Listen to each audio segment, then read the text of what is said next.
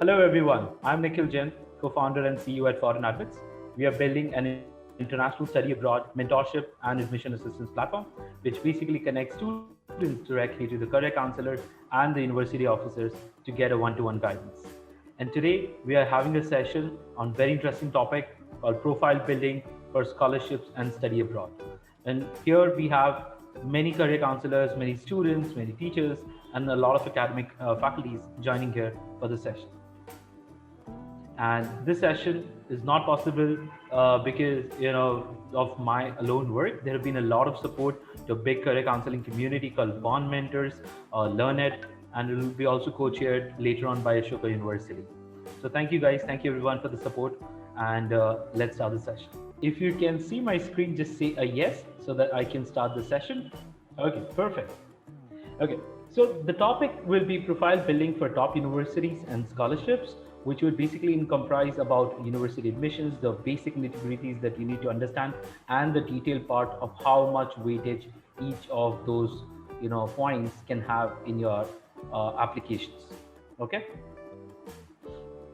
So let's get back here. I'll not reveal it. So what are your expectations for the next 15 minutes that you want to learn? Write down into the chat. I would probably cover most of them. I would not want to give a one-way street. Just write down what do you want to learn in this particular 20-30 minutes of session. Okay. Be quick so that I can cover this up all. Okay.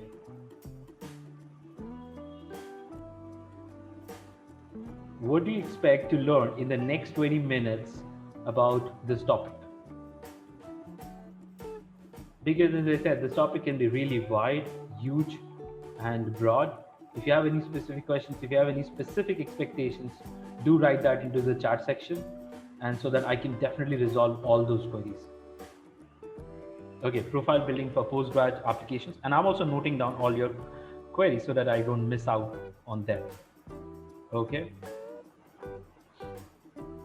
that's one. Okay, so I think we got one response till date. Anyone else wants to learn anything about it? Okay, any specific or less traveled routes? Okay, interesting. Yep, a roadmap to follow in order to build a profile. Definitely it's covered. Okay. Okay then, I think how to build a portfolio. Oh great, that's good. So basically it rounds about the profile building for MBA in finance.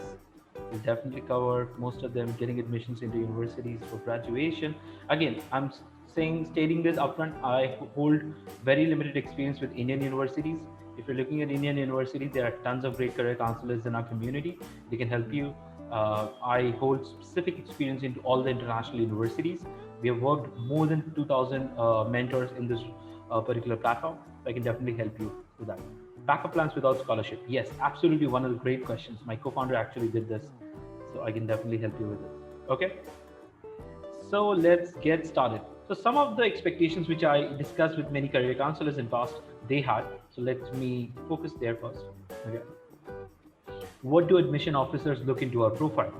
How to build a profile alongside job for your master's or MBA? Opportunities that you can take best advantage.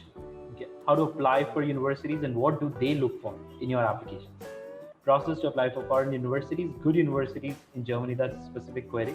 For immigrations, is master's the only way for bachelor students? Like BTech from India and then go for study abroad and then PR, is master's the only way? So let's get to the discussion here. So this is me. I'll just tell you so that you hold an understanding. I do hold some credibility into this. Yeah, I was an international student. I've studied and traveled across multiple countries. These were the few countries. I'll not keep a lot of time here. This was my profile, mining engineer 7.41, one international publication, multiple online and offline internships, and then PhD civil engineering, got a lot of awards, blah, blah, blah. So at least awards. Yep. Let's get to the basics and the most important things. Okay. Academic scores. Without further ado, I won't be able to stress on this. Academic scores do matter. If you're going for scholarships, they do look at your CGPA. It's nothing which can be ignored. But yes, CGPA is not the only criteria to get scholarship. I got a full funding. I had a CGPA of less than 7.5 also. Okay, just less than 7.5. Still, I got the full funding because the overall profile was really good. Okay. The best way to steer if you don't have a very good overall profile is to focus on your CGPA above 8.5 or above 9. Write it down if you want to note it. Above 8.5 or above 9 is really important because that would give you a remarkable edge over most of the applicants for qualifying and competing for scholarships and even for top universities admissions. When I'm saying top, I'm counting nothing above top 50. Okay. The next thing is internships. When we look at internships, definitely foreign internships holds a greater position than domestic ones. If any one of your kids or if any one of you gets a chance to do any kind of internships abroad, okay, do it. If it's a partially paid or unpaid, you can manage still. That one internship can build an exponential value in your next career choice. Okay. I got this because of my PhD experience. I did travel abroad and it gave me humongous amount of opportunities after that. Okay. So one foreign experience on your resume is really valuable. Be it a 2 weeks summer school, be it a 1 month internship, try and get that. Okay.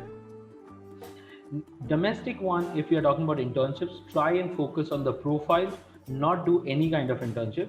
Do something which will add more value in your future career path. If you're doing a master's in finance or MBA in near future, don't do anything which has a lot of tech involved. Okay, do something which has more managerial or more leadership or more analytical stuffs involved, because those are the things that would help you with your MBA, or something more social involved. If you're going for all the tech course, don't do a lot of social media marketing or sales internships because that would add a negative profile. You can definitely do it, but you can't mention that in your resume. If you do mention it, just be careful because all others would be having a very focused profile.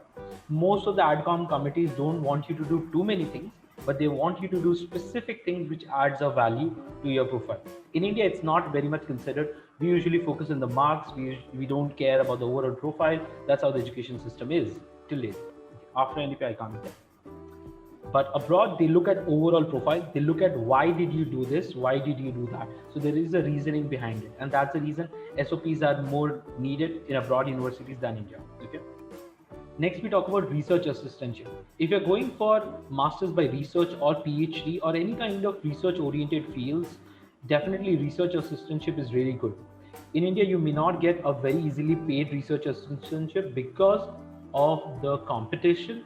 But if you get a research assistantship, okay, in any of the IITs or IISc or any of the research labs in India, like CSRI is there, BARC is there, do that. With any of the professor, if you can get to work alongside, I did 3 unpaid research assistantship in my IIT days in 2 different IITs. And that's the reason I got 2 amazing recommendations and got me full funding at 3 different top universities. One in US, University of Minnesota, famous for mining, one in UBC, Canada. The other one was IIT Bombay in Monash. So research assistantship internationally and domestic, both are important. As I said, international holds a diverse cultural exposure. You do get it. The way to get an international research assistantship is hard work. There is no set standard way. There are tons of opportunities which will tell you the professors are hiring. There's a fixed process. The websites like Opportunities Info, OYA Opportunities, there are tons of this scholarship groups are there on Facebook where they do post about research openings. MyTax is there, DOD is there, okay, Khurana Scholar is there, SN Bose Scholarship are there, and people do get that. A lot of my interns, even who work at foreign admits, are Khurana scholars, which is a matter of proud. Okay, so do get those opportunities, do apply, and it is not very difficult. In MyTax last year, there was no single candidate from IIT. Almost, there was very limited. It would be wrong to say no single, but there were very limited candidates from IIT. All were from different junior colleges, and they had a great experience. 2 of my students who are going to Stanford now, they were actually from MyTax. The next thing is domestic. When you're going for domestic internships, go for IAS. There's a IAS called internship, which basically happens in all the research institutions. There's a Jeremy internship in IIT Gandhinagar. Do look forward. All the IITs have a research internship possibilities. The other way or the side window to get in is email to the professor. You can write an email to the professor, have a very crisp email that, hello, dear professor, I'm doing this and this. I want to study this and these topics. Here, this and this topics kind of overlaps with my interest, and I want to do a 3 months or a 6 months research internship. No 1 month, no 2 months. 2 months research internship is next to impossible. 1 month is nowhere in the picture. All the RA internships happens at least for 3 months, okay, or maybe 6 weeks. I think 10 weeks, yeah, 2.5 months. The next is teaching assistantship. If you or your student are getting a TA-ship in their own organization, basically their own university, do get that. It's better to do an intra-departmental TA-ship, because if you're going abroad, you may not get a TA directly in your department, but you had an intra-departmental exposure that would get you a far better TA-ship possibilities. One of the students who actually was working in mining or earth science got a TA-ship in computer science at almost like $1,200 a month plus $1,000 as his personal expense, $2,200 a month as a TA-ship, because the project was sponsored by McKinsey and he had an interdepartmental experience of TA-ship. Then you have interdepartmental. Interdepartmental, if you can work with alongside other professors, you would definitely get a great exposure. If you are building in undergrad, there might be some TA ships that you can assist your professor in certain projects, in certain lab courses. The best possibilities of TA ship is handling the lab. Okay, that's something you will get in your third or fourth year, not in the first or second. In the first, second, third year, you can go to your professor for the project, something which I'm going to cover now. But before that, publications. You need to publish. India really holds a very low culture of publishing the projects. A lot of BTech projects are usually copied, sadly, but if you're doing a great project in BTech, I did 2 great BTech and MTech projects and all got published in reputed journals. And trust me, one publication is better off hundreds of candidates with a higher CGPA. If you got one research publication, you can bypass anyone and everyone. I got 3 in that, and that's the reason I got my PhD. So if you're going for a research publication, it's not hard and fast. Okay, you can go for a decent international conference. Don't go for national conference upfront. Go for international publication, then international conference, then national publication, then national conference. The bottom rule is international is greater than national, or publication is greater than conference. Okay, and see the impact factor. Impact factor is going to be really important when we are looking at any of the journal or any of the conference. Don't publish in shady journals. The shady journals will not be indexed in Scopus. Scopus. Scopus. Scopus is a global directory where all the top reputed journals are indexed. If your journal is indexed in Scopus, it has a recognition. Yes, it exists. Rest, Lambert, there are tons of other such kind of publishers in India and abroad. They do claim international, but they don't hold that status. The safer thumb side rule is Springer, Elsevier, Nature, IEEE, ASME, all the top international society journals. Yes, they are recognized. Okay. Join your technical society. If you are from mechanical, ASME is there. If you're computer science, ACM is there. If you're electrical, electronics, IEEE is there. Join those societies. It might cost you $10 to $20, but that will help you connect. Number one, networking is great there. Number two, there are possibilities of internship. Number three, you can publish your projects. Number four, you can take part in technical competition and can win internships. Okay, those $10, $20 per year doesn't hurt you, or $40 per year will not hurt you, but that will help you get a global access, and that is really important. For petroleum, you get a free SP membership for 4 years, powered by Chevron. I got that, and it's absolutely free. You just need to apply. Okay. For others, they might be costly. Certifications, projects. When we talk about projects, the basic thing is you need to do an industrial project. That's a decreasing order of priority. An industrial project basically is a live project, always more valuable. A departmental or institute level project, if you're getting it, it's great. Then is your pet project. Pet project could be a product, or could be a personal learning experience, could be something that you're building on HackerRank, could be something that you're doing on Kaggle competition or GitHub competitions. Do those projects. Okay. Yeah, I'll cover that, Manjula. So as you got already, industrial level projects, yes, they are difficult to crack. The best way to crack an industrial project is working with startups. Startups do give live industry projects. Get hold of that. A lot of universities, even abroad, They give projects to Indian students to while they're working in India. A couple of my juniors from different IITs, they were actually working with Brown University, even MIT, for their research project while studying from India. They were not getting paid, but a degree, a certificate from MIT for their project holds a great value. Okay. But yes, it's not very easy to crack. You need to convince the professor that you will be doing work on time and it is going to be a US standard kind of work. There is no compromises on that. And it will be truly a learning experience. That's something I can definitely vouch for. Okay. So when you're going through projects, go for industrial projects or global projects, then go for startups project, then go for departmental or institute level projects. If you're not understanding how to get a project, go to your professor, go to the subject expert who, there might be some subjects which you really like.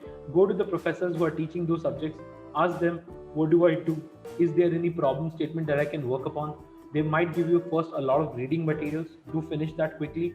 Then they might give you some tasks, some assignments, do finish that. And then they would give you certain problem statements to work upon. Once you are ready, you would understand, okay, these are the things that I can work upon. You would start solving it. It may take a year. The projects are not a month's project. Okay? These take 6 months to a year. Again, as I said, there's no shortcut. 6 months to a year, but you will be really solid within that project or domain. And one good project published, one great paper done. That's how it will be. And then you would start documenting the project report. Okay? And then your personal pet project. If a lot of students may not get an access to great professor network, you can definitely go to ResearchGate, see the problem statements out there. There are a lot of other forums also. If you're doing anything in research, ResearchGate profile is a mandatory. Just like LinkedIn is mandatory for businesses and professionals, ResearchGate is mandatory for all the researchers. Be there on ResearchGate, actively hang out, speak to other professors. I got one of the internship offers from ResearchGate only. Okay. Certifications.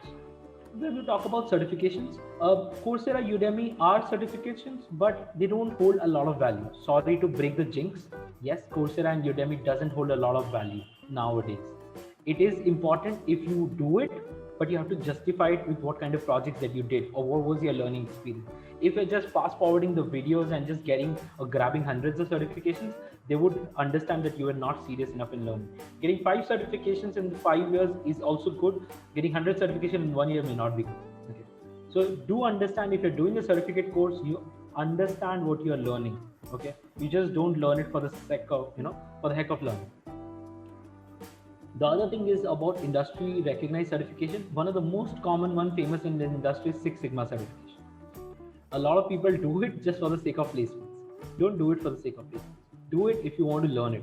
Six Sigma is really good in supply chain management, optimization, but a lot of people don't know about it because they just attended a 3-day certification by some of the big MNCs and just forgotten about it. Again, as I said, it's more about seriousness. If you know the knowledge, if you have an understanding, you can write things in your SOP. Your SOP should have content, which is something I'm going to cover in the next slide. Okay. So industry recognized certification, ASME is there, SP is there, SME is there. You might be having an industry community. They do have certifications. You need to pass those certifications. It's just not like you throw money and you get a certification. There are exams, you need to pass those certifications. Like Red Hat is there, Adobe, Red Hat or White Hat certifications are there. There are global cybersecurity certifications. Do that. Those add real value when you are going for international companies. And international companies do value those kinds of certifications. Coursera, Udemy, yes, it's an additional like an audit course certification. Coursera, again, as I'm saying, Coursera is number one. MIT or Stanford Online, those are again reputed, dignitary bodies. There, if you do it, you will hold better value than Coursera. So, university-specific online courses, yes, definitely it's good. There are a lot of universities which offers online credit courses also. You can do that. They might be expensive, but if you can afford it, it's really great. Okay. Coming to awards, academics award number one all the time. Then comes the leadership. Then comes your sports and cultural and extracurriculars. Yes, that is how it is seen. No matter you would be great in theater and dramatics, if you're going, edX certification is also good. As I said, Coursera, just above Coursera, edX would be there because edX has direct partnerships on certain notes. So when we are talking about awards, academic awards, gold medalist, silver medalist, topper, second topper, rankers, publications, those are academic achievements. I got 3 publication awards and trust me, those are really, really counted things. Okay. The next thing is scholarships. If you're getting academic scholarships, if you're getting academic grants, those are considered meritorious opportunities in your resume. Okay. The second thing is your leadership. If you've organized events, if you have initiated certain things, if you have built certain things in the college, those are leadership activities, really valuable in your management experience at least. All the guys who are going for MBA, MIM, focus on leadership for sure. Academics, you may or may not get, I can't guarantee, but leadership, you definitely have an opportunity. I was a 677 pointer approximately in the college, but I had tons of leadership experiences. We built something that has gone global. That's the kind of leadership experience you may want to try. The next thing is sports and cultural. If you have it, it's great. Sports and cultural only counts predominantly well if you are into regional or national level or international level. If you're a college sports one, it may not count. It's just an hygiene point. Okay. Talking about entrepreneurial and organizational responsibilities, if you have started a startup or an NGO or a club, those are really important. That shows your people skills, that shows your leadership, that shows your organizational skills, management skills, teamwork skills. So definitely starting a startup is really good. Starting a technical club is really good. Starting an organization inside the college is really good. Writing the whole constitution of the college was really good. We did that in ITBH. Volunteering, as I said, NGO is amazing. If you're formally associated with any of the top NGOs, CRY, Helpage India, there are a big bunch of NGOs. That would be really great. And if you're doing any college initiatives, yes, that is also counted, but not above this national or global NGOs. Okay.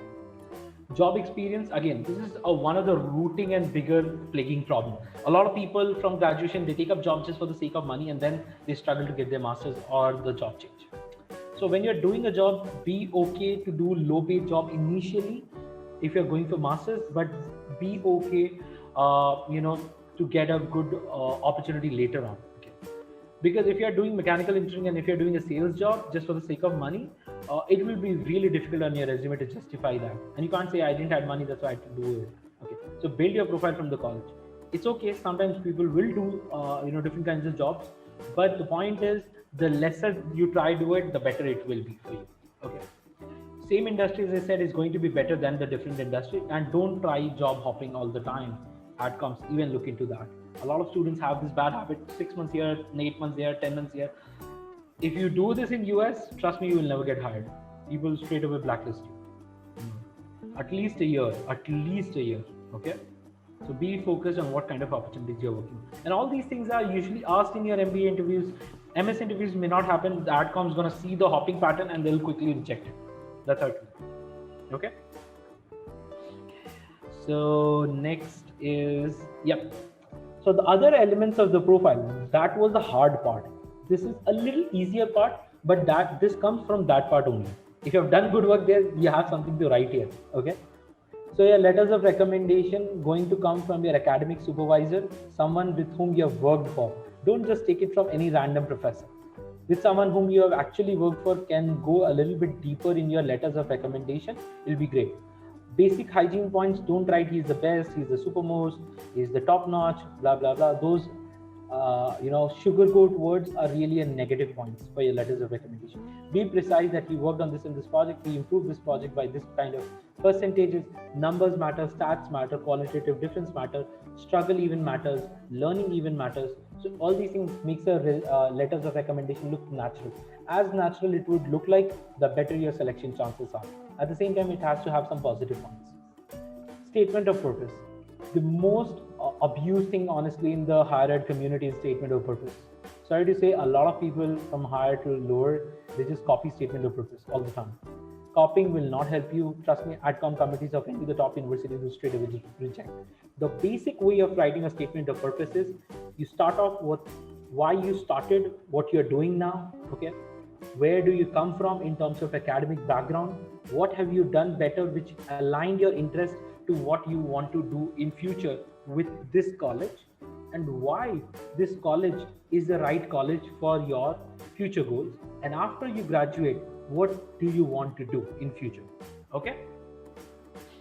So that's one thing. So SOP, as I said, it's not very difficult. We have built a small tool for SOP. Probably once it's published, I'll share it with the community, or else you'll get an email if you're registered for this.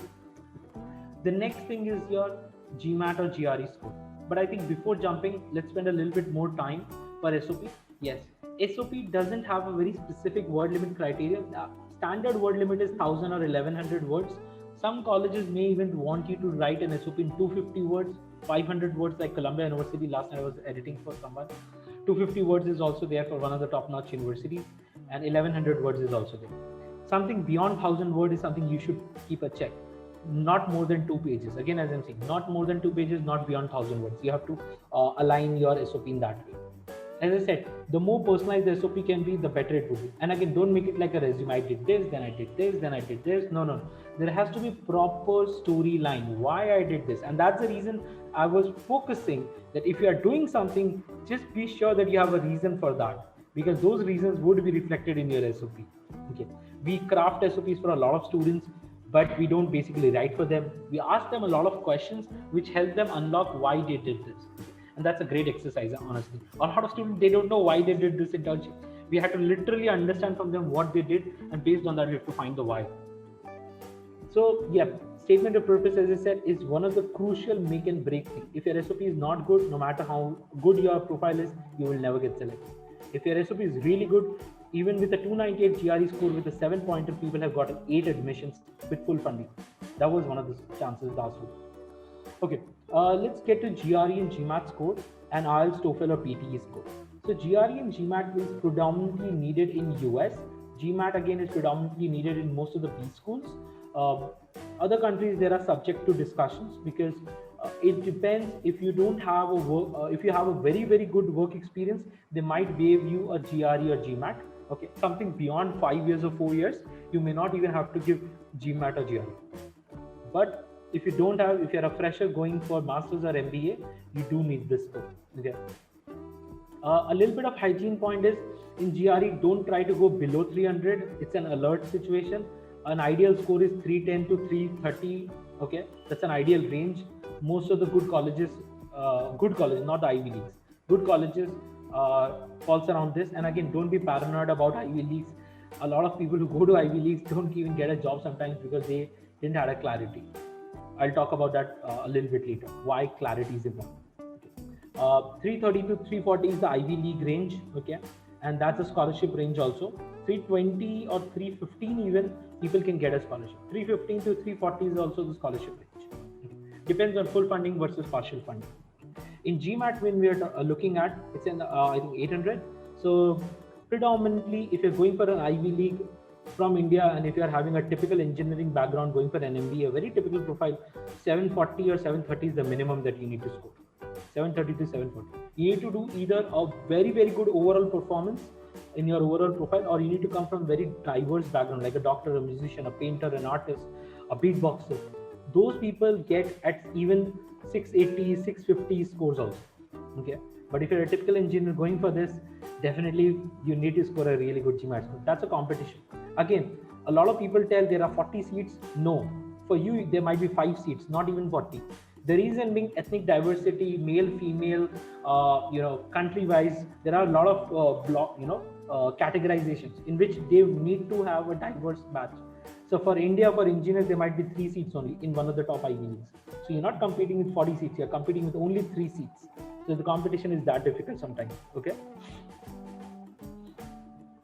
I'll talk about the 3 years of graduation. That's something we'll take up in the Q&A. Regarding the IELTS, TOEFL and PTE score, but before that, GRE, GMAT are predominantly needed in US. For other countries, you need to check with the colleges. Canada usually didn't require GRE. Very few courses only require GRE, where they see an aptitude needs to be considered. If you have a greater aptitude, your good scores in your overall profile, and if you have an English background, you don't need any of these scores, okay, at all. We have students and mentors who have studied in Canada from top universities. They never gave GRE, GMAT, they never gave IELTS, or still they're studying. Okay. Talking about resume, yes, resume is important. You need to craft it nicely. People may say what lies in the resume, but yes, 1-page or 2-page resume. If you're sending a resume, it has to be 1-pager. If you're sending a CV, not more than 2 pages. There are tons of good websites that I can probably recommend about. flowcv.com is one of them. Resume Puppy is another one. Resume Worded is there. Okay. But FlowCV and Resume Puppy are free, so anyone and everyone can use it. I personally use it for my students through that platform, and it's amazing to use it. I'll just write that down here.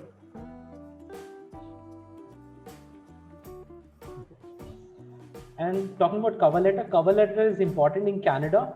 If you're going to masters by research in Canada for MS, you need to get a professor's approval. A lot of places cover letter might be needed if you're writing for scholarships. Cover letter, as I said, again, has to be not more than 4 paragraphs, something like a one pager, even less. Okay, very precise, and has to be addressing professor, not dear sir, or not dear sir slash ma'am. A lot of students, even a lot of bigger folks, do this mistake. Dear sir slash ma'am, don't do that. Dear Professor Jain, let's say, or dear Professor X or Y, okay, or dear doctor, have a salutation, So that's going to be important. Yeah, talking about the 3 years graduation, yes, it is difficult for a lot of people who are going for 3 years after 3 years of their studies, like BCom, BBA, BSc, BA. Okay. For them, Canada is a difficult choice, but somewhere Canada even have started providing. Like UBC sort as one of the students have gotten admit with the 3 years of graduation. That's something you can actively look at. But US, definitely there are some universities that do take care of. I know one particular course that can probably help your student to spend 1 year in India, have a 4 years of education done, and not do MCom or MSc and all those things. You can probably look for this course. I can personally vouch for it. A lot of students have done really good in this, and it's a very overall general course. It's not a very specific course, but it's more into research and analytics, like PGD program in analytics and research in JKLU University. That can help your students to go for a 16 years of education. But in UK, you can definitely go in with 15 years of education. That gives a bigger advantage, because right now UK has 2 years of postgraduate visa, and they also have a very good PR point systems. Okay, the only challenge with UK is not all of the fields will get the job. UK is difficult in terms of job. It's highly competitive. Okay. The other thing that you can always look for is Norway, Sweden, and other parts of Europe. There are some good countries in Europe where you can easily get a job. The only challenge is you need to learn a language. If you're a student or yourself are open to learn a language, there are endless opportunities in Europe. Trust me. I was talking yesterday with a biotech researcher who have worked for 6 years in Europe, and he keeps saying, Nikhil, I mentor almost like 50, 60 students every month, and they do get easily jobs. It's just that they were never known that one language learning can add so much value. So you might be decent enough, you would get a job, but learning a language is really important in this era, specifically for you. If you're looking at Australia, yes, you definitely have a chance. Okay.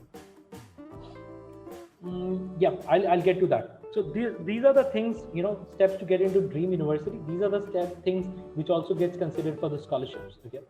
So focus on this. I'll tell you how you need to focus on it.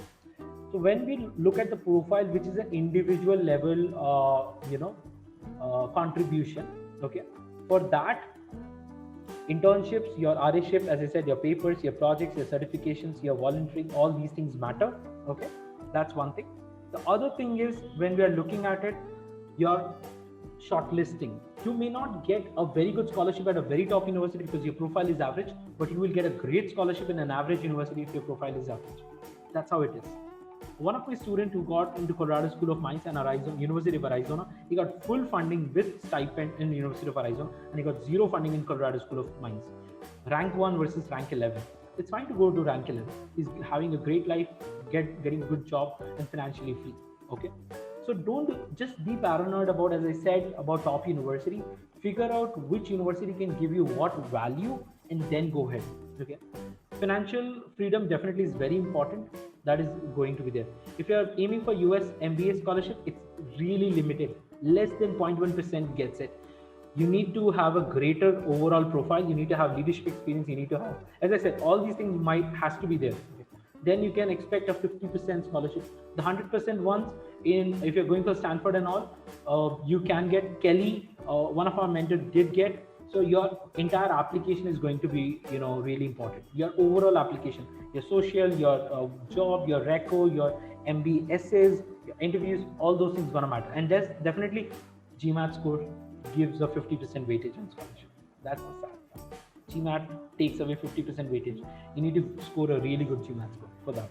Okay, because that's where, as I said, if you're coming from an engineering background or a typical background, GMAT is one of the differentiators. Rest others are very similar. You might be competing with me, right? So you need to have a really good GMAT score to beat me. So that's one of the things.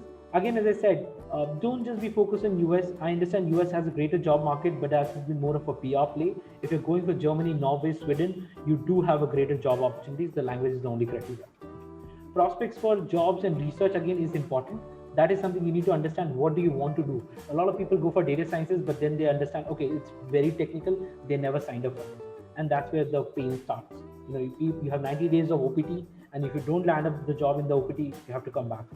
So focus on what kind of course you want to take, in what kind of location you want to take. If you're taking a decent university in a bad location versus a average university in a good location, I would go with the second one. The reason being, a good location can get you an easy job, and that's what you want.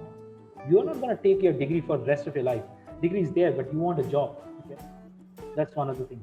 And if you're going immediately for the job thing, go for 1 year program, not the 2 year program. If you're going for R&D based thing, then go for a 2 year program, because 2 year program will give you a better visa if you're going for visa purpose, and 1 year program will definitely get you faster into the job at a lower cost. Smita, probably we can discuss this one-on-one, because I think it's a very specific profile discussion, or we'll take the questions in the end. Course benefits, yes, do understand what kind of courses are there.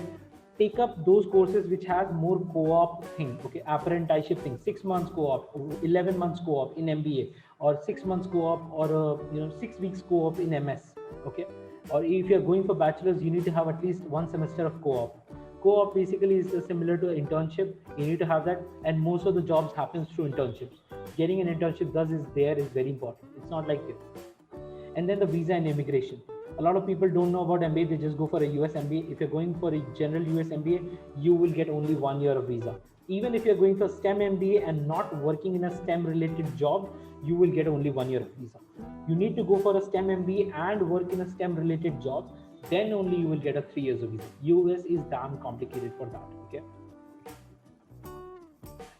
Next, as I said, is test scores, which you already covered.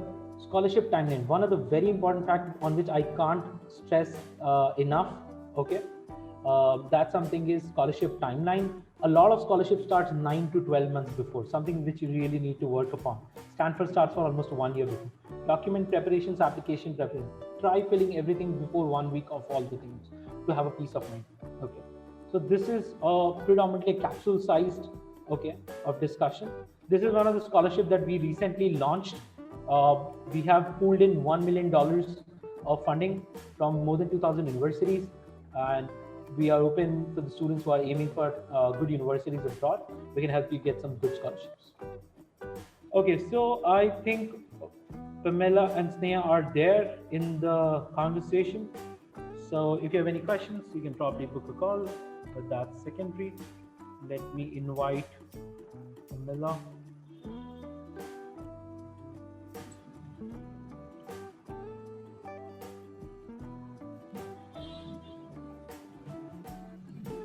Hello, Pamela. Hi, Nikhil. Thanks for your inputs. That was great. Yeah, I literally felt that I was traveling all over the world virtually because of you to all the universities globally. Thanks for that. So do we want to open up the questions in the chat box so that we can ask Nikhil if he has any specific ones? Okay, if you want to get in touch with the scholarship, probably use this link. Okay, book a call with us. We'll help you out. How to get scholarship for US MBA? If you have eco honors and LSR and 6 years of work experience, you are ready for your MBA for sure. You just need to prepare your applications and your GMAT in time. If a student wants to be a cinematographer, where he should learn from? Predominantly Europe or UK. They have a really good cinematography schools. US is going to be damn expensive, but yes, definitely something to be worth spending. Okay. There are some good schools in US, predominantly in California region. That's where your student wants to go.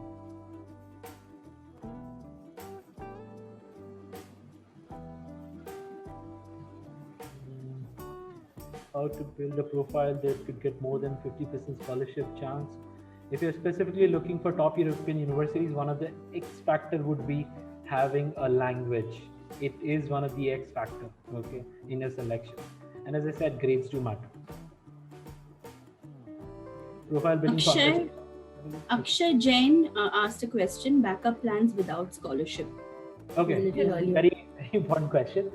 So there are, first of all, focus on the kind of college that you're going, focus on the city related expenses. So if you're staying in New York, it's going to be damn expensive, versus if you're staying in Texas, it's going to be cheaper. I'm just taking US as one of the global examples.